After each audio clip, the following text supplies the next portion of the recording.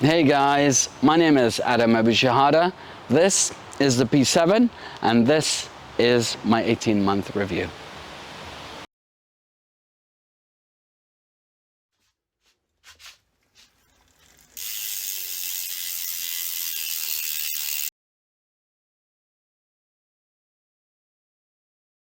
I ride the trails at my local woodlands. It's mostly off-piste, natural trails with the odd visit to the bike park.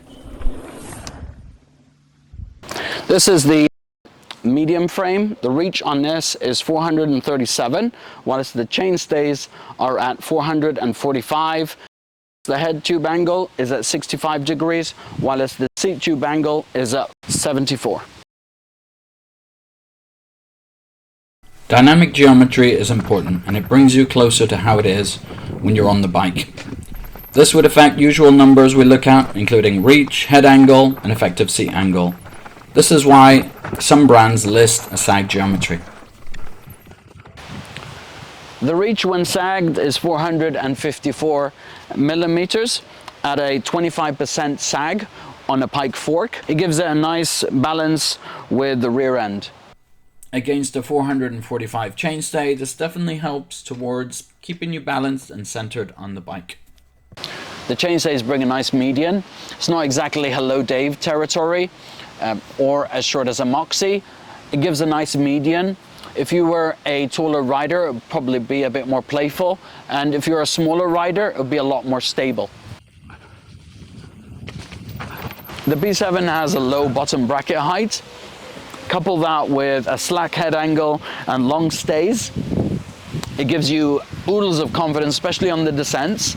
It makes you feel closer to the ground, puts you in the bike as opposed to being on the bike. In regards to climbing, the P7 climbs really well with its modest 75-degree seat angle. At sag, it is around 75.5.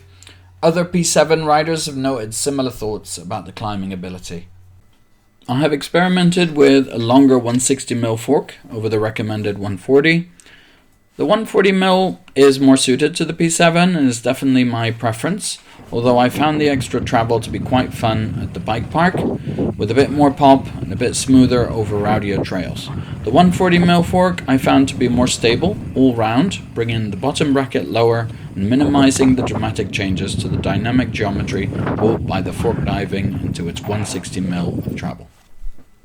I am in between sizes at 5'9", so I could have upped it to a large and was pondering that for a while.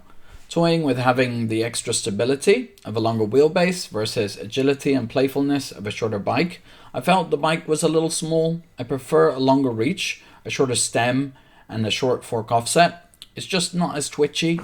It helps hold a straight line and carves those corners. The P7 is built on 525 Reynolds tube set.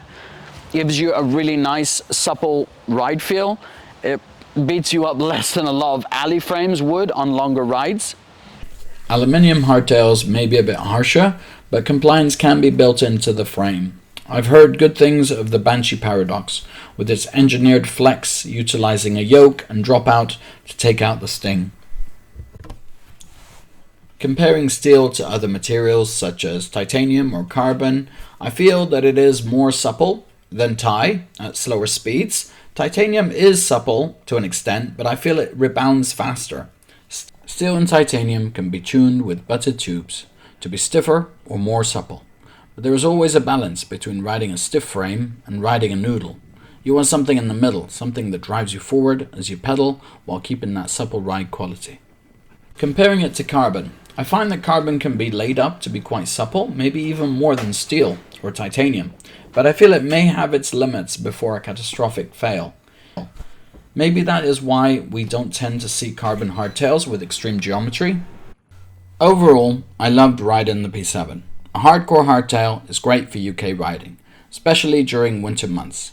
It helps hone your skills and there's less maintenance when it comes to cleaning and the worries of pivot bearings The P7 has been in the orange staple for over 30 years and has seen many incarnations, with the first P7 introduced in 1993, with an emphasis on thrashability in comparison to their lightweight XE thoroughbreds of the time. Starting out with 26-inch and cantilevers, onto 27.5 and 29ers, tweaks to geometry, boost spacing, a new yoke design, a change of color offering, decal design and application, with them being applied under the lacquer in recent years. If you are in the market for one, it's always worth getting a powder coated frame if you can. Orange also do a repaint service if you were ever looking to freshen things up. Orange also released the titanium version, the T7 and the T9, for Orange's 30th anniversary.